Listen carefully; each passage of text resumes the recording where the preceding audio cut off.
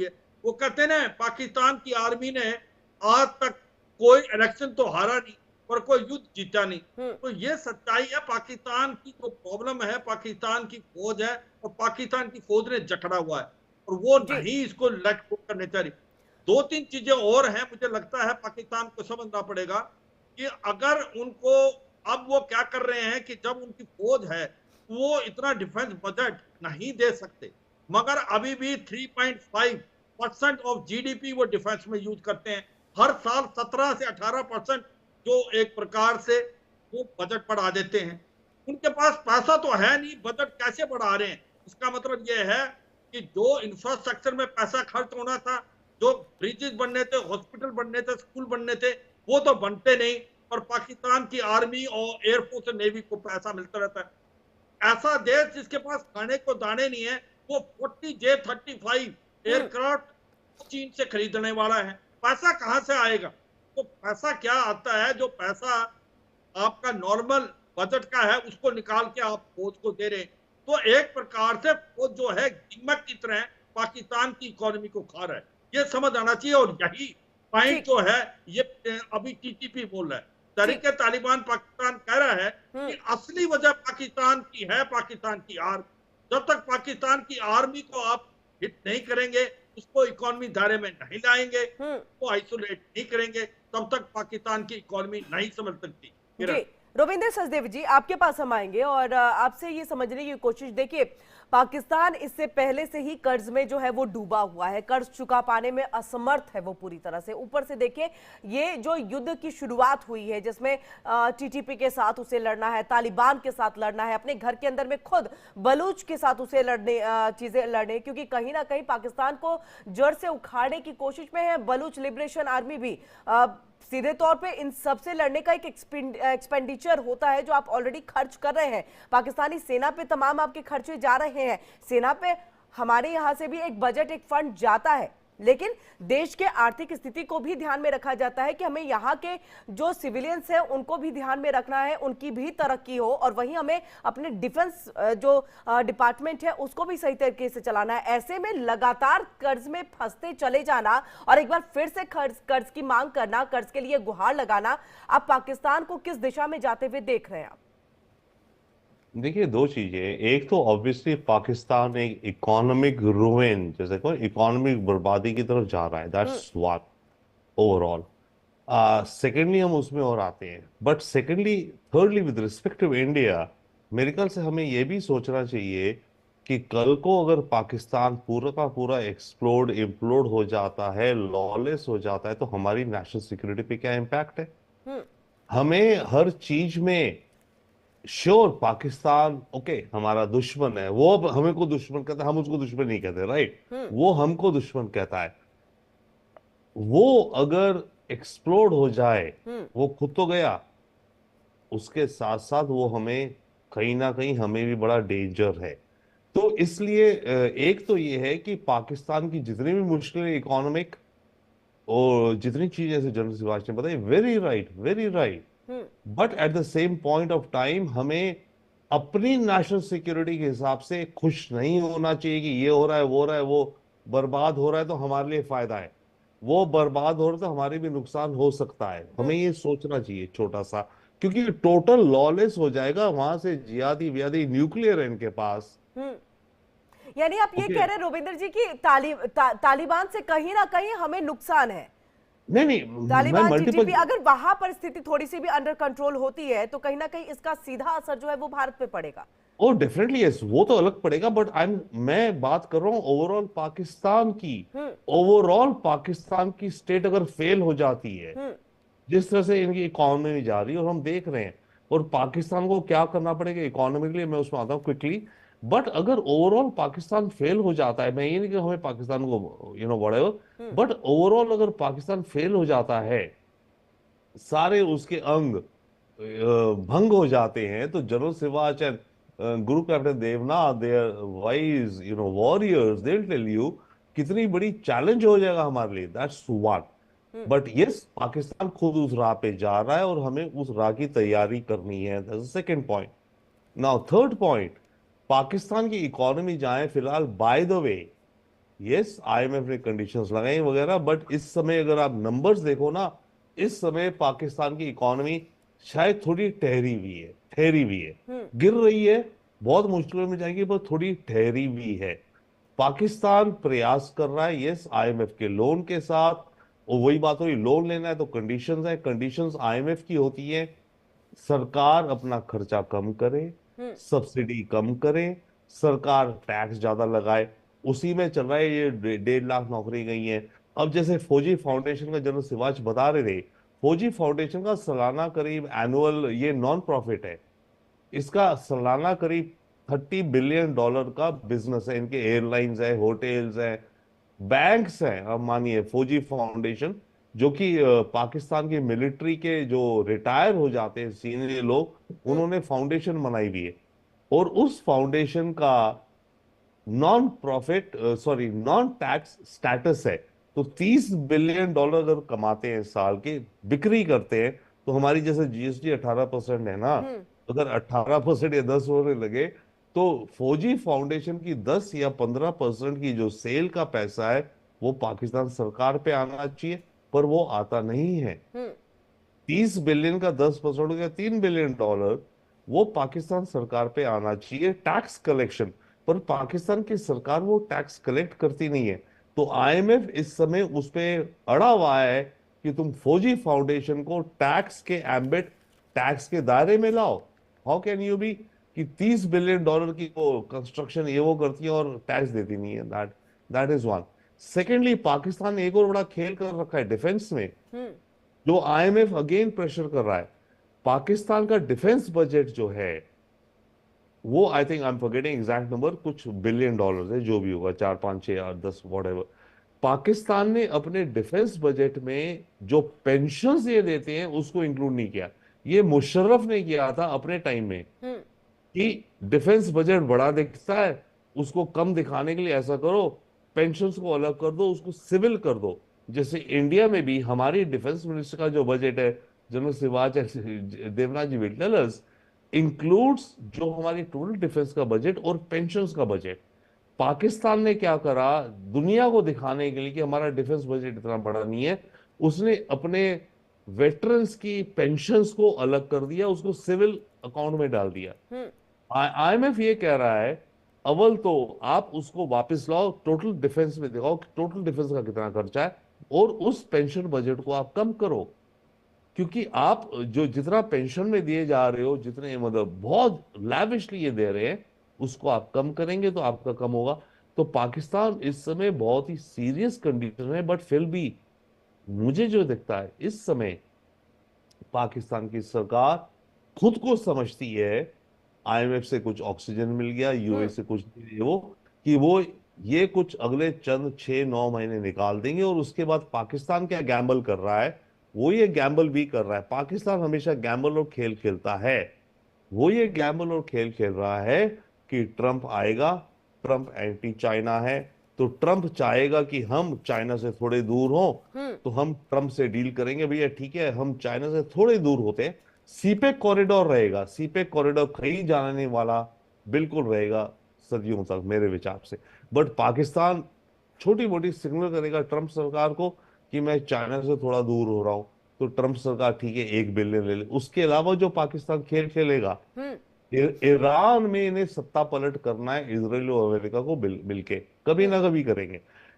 पाकिस्तान ये कहेगा और डील बनाएगा कि देखो मेरा बॉर्डर है ईरान के साथ, मैं यहां से, जैसे मैंने अफगानिस्तान में तालिबान के साथ किया था, तुम यहां से अपने इंटेलिजेंस एजेंट्स लाओ, अपने आर्म्स, असला, कट्टा बारूद जो भी लाओ, और ईरान के अंदर भेजो, मैं अनदेखी कर दूंगा, और तुम ईरान में तख्ता पलट कर दो, और इसके बदले तुम मुझे $2 4 बिलियन दे दो, या मेरा आईएमएफ को कर दो। तो पाकिस्तान अपने लिए अपॉर्चुनिटीज देख रहा है, और उन अपॉर्चुनिटीज को इस्तेमाल करने की सिचुएशन में शायद हो सकता है। बट बिगर पिक्चर इज, हमारे लिए जो खतरा है, जो डेंजर है, वो ये है, अव्वल तो हम चाहते हैं पाकिस्तान ऐसा स्ट्रांग ना हो जो हमारे यहाँ क्रॉस बॉर्डर टेररिज्म करे, आतंक फैलाए, वन।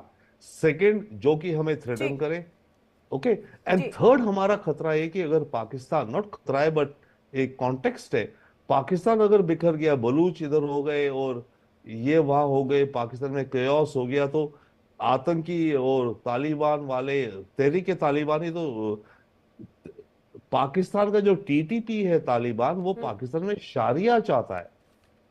वो एलिमेंट्स और ये और weapons and nuclear, Pakistan is a nuclear state, तो डर्टी बॉम्ब्स ये वो कर कर आके, सो ऑफ कोर्स हमें इन मल्टीपल सिनेरियोज के लिए तैयार रहना चाहिए। ठीक है हमें यस ये देखना जी। चाहिए पाकिस्तान कहाँ जा रहा है, बट हमें मल्टीपल सिनेरियोज के लिए तैयार होना चाहिए। हमें ये नहीं कैप्टन सोचना देवनाथ जी, चाहिए, ठीक है ए, ए, कैप्टन, ए, जी एक जी, एक मिनट, हाँ जी मैं जी। कंप्लीट। हमें ये नहीं सोचना चाहिए कि पाकिस्तान में जो रहा है वो बर्बादी पे जा रहा है, हम गोल्डन थ्रोन पे बैठे, हम खतरे पे बैठे भी हैं।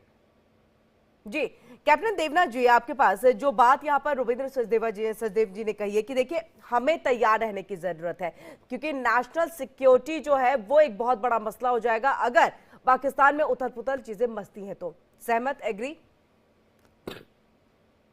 देखिए किरण जी, ये देखना पड़ेगा कि हमारे अड़ोस पड़ोस में जितने देश हैं, अगर वो कमजोर होते जाएंगे, उनकी इकोनॉमी अगर गिर जाएगी, तो जाहिर बात है उन्हें इधर उधर से इस तरह के देशों से लोन देना पड़ेगा जो कि उनको दबाएंगे। अब मैं एक एग्जांपल देता हूं, हमारे आसपास जिन भी देश की इकोनॉमी कमजोर है, चाइना छलांग मार के आके उनको बिलियंस ऑफ डॉलर दे देता है। उसके बाद चाइना आस्ते आस्ते करके उन अनपेड लोन्स की जगह पर उस कंट्री के विदेश नीति को इन्फ्लुएंस करना शुरू कर देता है। वहां पर जो इंफ्रास्ट्रक्चर प्रोजेक्ट्स हैं उनको 99 ईयर्स की लीज पर ले लेता है, हथिया लेता है। तो हमें यह सोचना पड़ेगा कि पाकिस्तान अगर कमजोर होता है तो क्या होगा। पाकिस्तान अगर कमजोर होता है तो सबसे बड़ी बात है कि चीन वहां आ जाएगा, ज्यादा पैर पसार लेगा। दूसरी बात है, पाकिस्तान के अगर टुकड़े टुकड़े होते हैं तो जितने आतंकवादी संगठन हैं, चाहे वो अफगानिस्तान से आ रहे हों या ईरान के सिस्तान से आ रहे हों, बलूच लिबरेशन आर्मी जैसे, वो सब जो हैं एक एक करके पाकिस्तान को कुतर कुतर के, पाकिस्तान के टुकड़ों को कुतर कुतर के खा जाएंगे। और पाकिस्तान में ऐसी एक सरकार आ जाएगी, या पाकिस्तान के टुकड़ों में ऐसी एक सरकार आ जाएगी जो कि डेफिनेटली शरीयत और इस्लाम का जो बहुत ही एक्सट्रीम रुख होता है उसको फॉलो करेगी। उससे भारत की जो समस्याएं बढ़ जाएंगी। अब भारत सरकार को पता नहीं लगेगा कि हम इस्लामाबाद से बात करें या 4 अलग अलग राजधानियों से बात करें। जी तो अगर एक देश बन जाएगा बलूचिस्तान, तो हमें उसके विदेश मंत्री से बात करना पड़ेगा। एक देश अगर बन जाएगा खैबर पख्तूनख्वा, तो हमें उसके विदेश मंत्री से बात करनी पड़ेगी, जो कि मोस्ट प्रोबेबली बेसिकली एक टेररिस्ट होगा। अगर सिंध अलग हो जाता है तो हमें कराची में दौड़ के जाना पड़ेगा। पंजाब अगर अलग हो जाता है तो हमें पंजाब से अलग तरह से डील करना पड़ेगा। पंजाबियों की मेंटेलिटी आपको मालूम है, भारत विरोधी है। हाँ, अगर पाकिस्तान मजबूत होता है तो भारत को काफी फायदे हैं। एक तो यह है कि भारत भविष्य में शायद एक दिन बायलैटरल ट्रेड खोल देगा। हमने एक बार पाकिस्तान को यह भी कहा था कि अगर पाकिस्तान कश्मीर विरोधी एक्टिविटीज को बंद कर दे तो हम तो उसको MFN यानी मोस्ट फेवर्ड नेशन का दर्जा देने के लिए तैयार हैं। उससे भारत के साथ जब तिजारत बढ़ेगी तो उभय पक्ष को फायदा ही फायदा है। भारत से हमारे ट्रक चलेंगे, अफगानिस्तान तक जाएंगे पाकिस्तान होकर। पाकिस्तान जो है ट्रांजिट टैक्स लगाकर पैसा कमाएगा। इसी तरह से अगर भारत के साथ पाकिस्तान तिजारत करता है तो पाकिस्तान का जो एक्सपोर्ट है वो सीधा बांग्लादेश तक जा सकता है, और भारत भी उस पे ट्रांजिट टैक्स लगाकर अर्निंग्स कर सकता है। ये पेशकश भारत सरकार ने पहले भी की हुई है। तो एक मजबूत पाकिस्तान भारत के लिए फेवरेबल है। एक और चीज है, अगर पाकिस्तान मजबूत होगा तो पाकिस्तान की जो आर्मी है उसको पाकिस्तान सरकार में दखलंदाजी करने का मौका कम मिलेगा। मैं समझाता हूं क्यों। क्योंकि फिलहाल पाकिस्तान की सरकार की स्टेबिलिटी कम इसलिए हो जाती है क्योंकि आर्थिक रूप से वो कमजोर हैं। जब वो आर्थिक रूप से कमजोर हैं तो अपने को प्रॉप अप करने के लिए, अपने को मजबूत दिखाने के लिए, अपने को चुनाव में जिताने के लिए उन्हें पाकिस्तान आर्मी और ISI की मदद लेनी पड़ती है। और अगर पाकिस्तान की इकोनॉमी सुदृढ़ हुई तो वो पाकिस्तान की आर्मी और ISI पर आस्ते आस्ते ज्यादा ज्यादा कंट्रोल कर पाएंगे, क्योंकि उनके फाइनेंस मिनिस्टर मजबूत होगा, उनका प्राइम मिनिस्टर मजबूत होगा। जी। लेकिन कैप्टन देवनाथ जी, आप जो कह रहे हैं कि अगर पाकिस्तान सरकार आर्थिक तौर पर अगर मजबूत रहती है तो पाकिस्तान की सेना जिस तरह से कंट्रोल करती है वो नहीं कर पाए, लेकिन क्या पाकिस्तानी सेना इस स्थिति में आने देगी सरकार को? क्योंकि जब जब पाकिस्तानी सरकार यानी कि लोकतंत्र की एक सरकार जो है आवाज उठाती है या कुछ भी कहते हैं, हम इसके पहले कितने उदाहरण दे चुके हैं। अभी फिलहाल इमरान जो प्रधानमंत्री थे उनका ही उदाहरण देख लीजिए कि आवाज जैसे ही आप पाकिस्तानी सेना के खिलाफ उठाते हैं आपको जेल में डाल दिया जाता है, आपकी सरकार को गिरा दिया जाता है। तो क्या यह संभव है आने वाले दिनों में? Is it possible? Definitely possible है कि पाकिस्तान में एक समय ऐसा आएगा जो हम देख रहे हैं ट्रेंड। अगर आप आजादी के बाद से देखें, शुरुआती दिनों में तो ज्यादातर समय पाकिस्तान की जो सेना थी वो डायरेक्ट सरकार चलाती थी, चाहे प्राइम मिनिस्टर उनके जेब में हो या प्रेसिडेंट पाकिस्तान आर्मी का ही एक जनरल हो। लेकिन अब आपने आस्ते आस्ते ट्रेंड में देखा होगा कि पिछले कुछ समय से ट्रेंड ये है कि पाकिस्तान की आर्मी सीधा आके सत्ता नहीं संभालती है, वो पृष्ठभूमि से सरकार को कंट्रोल करती है। ऐसा समय भी आने वाला है जब पाकिस्तान में जो सेंट्रल गवर्नमेंट है, सिविलियन सरकार है, सिविलियन एडमिनिस्ट्रेशन है, वो इतनी मजबूत होगी कि वो पाकिस्तान की सेना को बैरक्स में जाकर ट्रेनिंग करने के लिए मजबूर कर देगी। ऐसा समय आने वाला है। दुनिया के सभी डिक्टेटरशिप्स कंट्री जहां पे मिलिट्री का बोलबाला था, आस्ते आस्ते मजबूत डेमोक्रेसी बनने के साथ यही ट्रेंड आ रहा है। पाकिस्तान की सरकार मजबूत कैसे होगी? तभी होगी जब वो रेवेन्यू अपना बढ़ाए। रेवेन्यू जनरेशन कैसे बढ़ा सकती है? दूसरे देशों के साथ व्यापार करके। अफगानिस्तान के साथ उन्होंने ट्रेड बंद किया हुआ है, भारत के साथ ट्रेड बंद किया हुआ है, ईरान के साथ सिस्तान बॉर्डर पर उनका टेंशन है। अगर पाकिस्तान की जो सिविलियन गवर्नमेंट की बात कर रहा हूं, वो इन 3 देशों के साथ बॉर्डर खोलकर एक हेल्दी तिजारत शुरू कर दे तो पाकिस्तान की जीडीपी तो ऐसे ही छलांग मार के 2% 4% बढ़ जाएगी। इस साल पाकिस्तान की जीडीपी किसी तरह से महज 1% 2% से बढ़ रही है, लेकिन अगर पाकिस्तान अफगानिस्तान ईरान और भारत के साथ व्यापार खोल दे तो उनकी जीडीपी छलांग मारकर 3% 4% बढ़ जाएगी। ठीक है जी। मेजर जनरल शिवाज जी आपके पास आएंगे। देखिए, भारत के विदेश सचिव के साथ जो है मुलाकात दुबई में हुई है, आपके अफगान के जो कार्यवाहक विदेश मंत्री हैं उनकी, तो ये बहुत ही अहम मुलाकात रही है। क्या कुछ बातचीत रही है ये तो आने वाले वक्त में धीरे धीरे पता चलेगी चीजें, लेकिन पाकिस्तान के लिए कहीं ना कहीं एक डर की घंटी के तौर पर इसे हम देखें, क्योंकि पाकिस्तान चिंतित है इसको लेकर के। किरण पहले भी बात करते रहे हैं कि जो पाकिस्तान समझता था कि जब अफगानिस्तान के अंदर तालिबान आ गया तो उनको स्ट्रेटेजिक डेप्थ मिलेगी, मगर ऐसा हुआ नहीं। वो हमें मालूम था क्योंकि फोर्ट लाइन्स हैं, सबसे बड़ी फोर्ट लाइन है, क्योंकि तालिबान जो है डूरन लाइन को नहीं मानता, और जो पश्तून है दोनों तरफ, जो खैबर पख्तूनख्वा में और अफगानिस्तान में, वो इकट्ठा मिलना चाहते हैं, वो अफगानिस्तान के साथ रहना चाहते हैं और वो शरिया लॉ लाना चाहते हैं। तो प्रॉब्लम आनी थी इनके बीच में, तो प्रॉब्लम आ गई। अब आते हैं कि भारत के जो रिलेशनशिप थे, जब वहां पर अमेरिकन थे तो हमने $3 बिलियन वहां इन्वेस्ट किया। 104 प्रोजेक्ट हमारे वहां पर काम कर रहे थे। वहां का जो मेन डैम है जो पावर देता है काबुल को, वो भी भारत ने बनाया, पार्लियामेंट भी वहीं भारत ने बनाया। जो उनकी रोड कनेक्टिविटी थी ईरान से लेके काबुल तक, वो भी भारत ने बनाई। उनमें से 37 प्रोजेक्ट तो कंप्लीट हो गए थे और जो बाकी प्रोजेक्ट वो रह गए थे।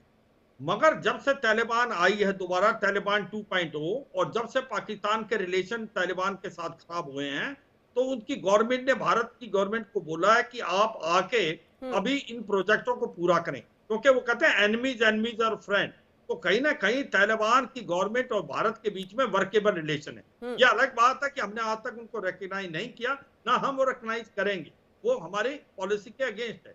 मगर सच्चाई ये है, आज हम वहां पर बहुत बड़े प्रोजेक्ट कर रहे हैं, इंफ्रास्ट्रक्चर डेवलप कर रहे हैं, और इसके सबसे इंपॉर्टेंट चीज है कि जो अफगानिस्तान को पाकिस्तान बार बार ये कहता रहा है कि आप लैंडलॉक कंट्री हैं, आपका जो ट्रेड है वो पाकिस्तान के थ्रू कराची पोर्ट में जाता है, उसका हमने ऑल्टरनेटिव दे दिया अफगानिस्तान को। हमने बोला हमने चाबार पोर्ट बना दिया है, हमने रोड बना दी है ईरान से लेके काबुल तक, आप अब चाबार पोर्ट का इस्तेमाल करें, पाकिस्तान को बाईपास कर दें और फिर उसके बाद सेंट्रल एशियन स्टेट जा सकते हैं, कजाकिस्तान, उज्बेकिस्तान, तुर्कमेनिस्तान, और फिर इसको नॉर्थ साउथ ट्रांसपोर्ट कॉरिडोर से जोड़ के ईस्ट यूरोप और आप रशिया जा सकते हैं।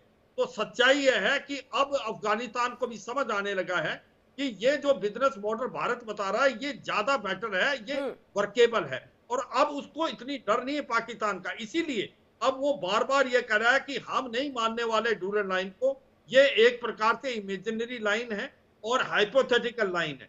तो ये सच्चाई, इनके रिलेशनशिप और भी खराब होंगे, क्योंकि तहरीक तालिबान पाकिस्तान की बेसिस जो है वो अफगानिस्तान में, तालिबान और तालिबान जो टीटीपी है वो एक सिक्के के दो पहलू हैं, वो मसेरे भाई हैं। तो ये सच्चाई है, टीटीपी अब पाकिस्तान को हिट कर रहा है। पाकिस्तान और अफगानिस्तान के रिलेशन खराब हो गए। पाकिस्तान ने अफगानिस्तान में हमला किया, अफगानिस्तान ने पलटवार किया, और इतना किया कि उनके 18 पोस्टों में से 8 पोस्ट अभी भी जो तालिबान ने काबू की हुई है। 18 के करीब वहां पर सैनिक भी मारे गए पाकिस्तान के। वो रिलेशन अभी मुझे नहीं लगता ठीक होगा। नहीं, और वही मुझे जो ना शिवाज जी, देखिए पाकिस्तानी सेना के जो कुछ अधिकारी हैं वो इस्तीफा भी दे रहे हैं, आज ऐसी खबर भी आई है। तो यानी कि सीधे तौर पर आप कहीं ना कहीं आप नतमस्तक हो जा रहे हैं। हाँ बिल्कुल, देखो बार बार हम बात ये कर रहे हैं कि पाकिस्तान की जो फौज है वो अपना चुंगल छोड़ देगी पाकिस्तान की इकोनॉमी पे या गवर्नमेंट पे। मुझे नहीं लगता ऐसा होगा। पहले जैसे ग्रुप कैप्टन साहब बता रहे थे, पहले क्या था, पाकिस्तान की जो फौज थी वो डायरेक्ट रूल करती थी, मगर उनको अब समझ आ गया कि डायरेक्ट रूल करोगे एडमिनिस्ट्रेशन में फेल होगे और उसके बाद आप अवाम अगेंस्ट हो जाता है। अब इनको ट्रिक आ गई, enjoy all authority without responsibility. एक मुखड़ा रखो सिविल गवर्नमेंट का, मगर power flows from not from Islamabad but from Rawalpindi. तो सच्चाई यह है कि आज भी पाकिस्तान की फौज ही लास्ट कॉल लेती है। पाकिस्तान की फौज ने पाकिस्तान को ऐसा जकड़ा हुआ है कि इसकी इकोनॉमी उभर नहीं पा रही। उसकी वजह यह है, पाकिस्तान की जो फौज है वो ज्यादा पैसा खाती है बजट से, जितना उसको नहीं खाना चाहिए, और बाकी बजट जो है वो थोड़ा बचता है। जैसे बताया, पे और पेंशन वो डिफेंस बजट में नहीं दिखाते।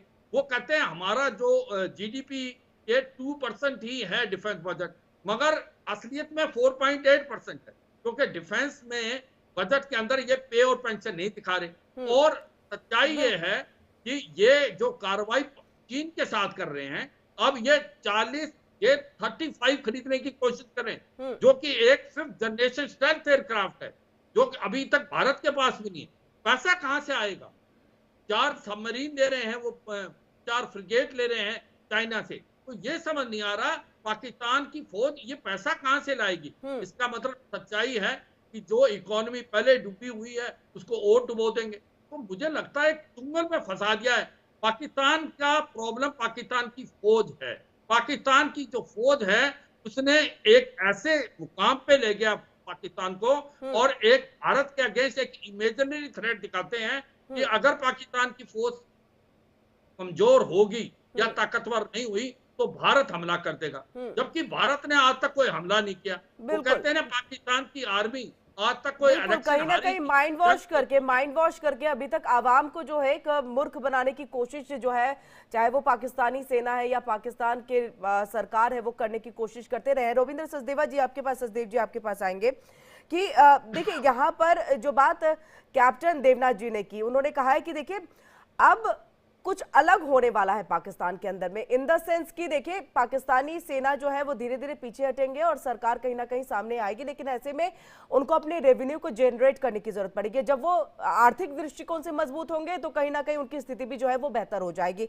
ऐसे में दूसरे देशों के साथ जो व्यापार बंद किया गया है, क्यों बंद किया गया, इसको हम थोड़ा सा आपसे समझना चाहेंगे, और अगर फिर से शुरू करना है तो कैसे करेंगे। क्योंकि देखिए अफगानिस्तान के साथ जो व्यापार बंद किया गया, लेकिन अफगानिस्तान में नाराजगी है, तालिबान नाराज है, अफगानिस्तान में आपने तालिबान की एंट्री दोबारा से करा दी। तो ये तमाम ऐसी चीजें हैं जो पाकिस्तान की हरकतें रही हैं, उस वजह से देश दुनिया जो है कहीं ना कहीं उनको वो तवज्जो नहीं दे पाती है जो बाकी देशों को मिलती है। थैंक यू सो मच, बहुत ही इंटरेस्टिंग डिस्कशन है, थैंक यू सो मच। मैं बिग पिक्चर में कहूंगा, I will come to your question, but general Sivach and group captain, हमें ये भी समझना चाहिए पाकिस्तान की आर्मी का रोल क्या है। पाकिस्तान में जब पाकिस्तान इंडिपेंडेंट हुआ था ब्रिटिश इंडिया से, हमारे अभी इंफ्रास्ट्रक्चर कहाँ थे, रोड ब्रिज सिविल एडमिनिस्ट्रेशन, वो पाकिस्तान में भी नहीं थे। पाकिस्तान की आर्मी ने इंडिपेंडेंस के बाद कहीं कुछ सड़क बनानी आर्मी, ब्रिज बनाना है आर्मी, क्योंकि वही एक रूपरेखा ऑर्गेनाइज टीम थी जो कुछ कर सकती थी अपने देश के लिए उस समय। डैम बनाना है, बिजली चाहिए, डैम बनाना है, कौन बनाएगा? इंजीनियर्स है नहीं, ये वो आर्मी है, आर्मी बना देगी। पाकिस्तान की आर्मी पाकिस्तान की स्केलेटन है, स्केलेटन मतलब कंकाल है। पाकिस्तान का देश उसके ऊपर बना हुआ है। हर चीज में पाकिस्तान की आर्मी, कोई भी प्रॉब्लम हो पिछले since independence, Pakistan army is the answer. Pakistan army road बना देगी, कुछ हुआ ब्रिज बना देगी, कोई फैक्ट्री बनानी है, मतलब यूरिया बनाना है, कौन बनाएगा, कैसे करेंगे, जल्दी जल्दी। 1950 के दशक की आप बात सोचिए, देश में खाद चाहिए, कौन बनाएगा, फैक्ट्री कहाँ है, ये वो कौन करेगा, ये वो जल्दबाजी में पाकिस्तान आर्मी ने एक फर्टिलाइजर फैक्ट्री लगा दी।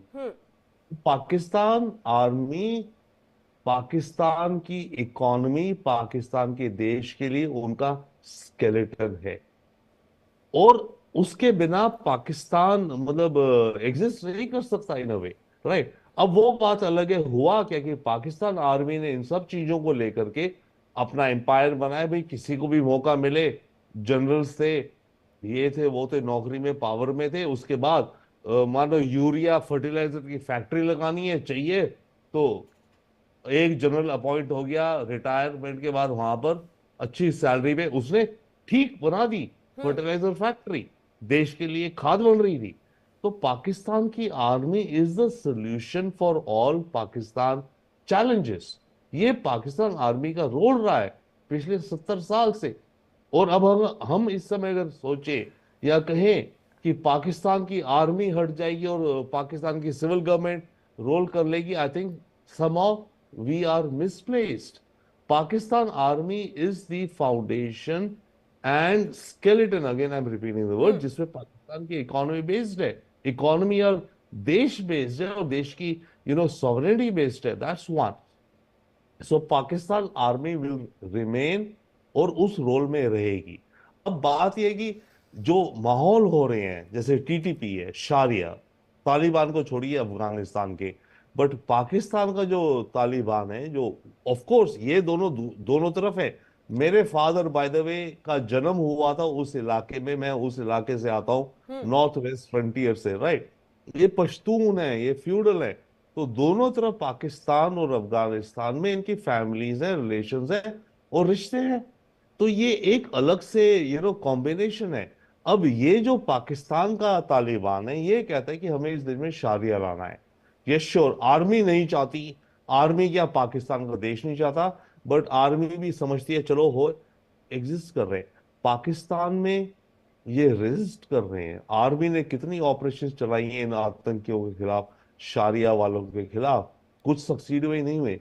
पाकिस्तान ओवरऑल उस रास्ते की तरफ जा रहा है, दैट इज द खतरा नाउ।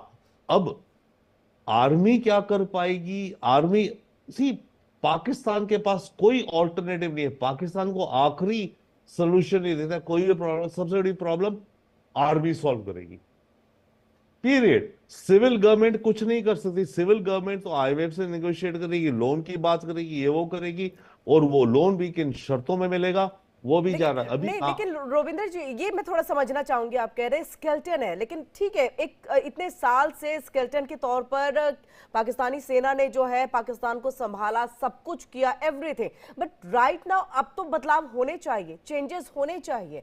लोकतंत्र, डेमोक्रेसी फिर कहां? फिर चुनाव का मतलब क्या रहा?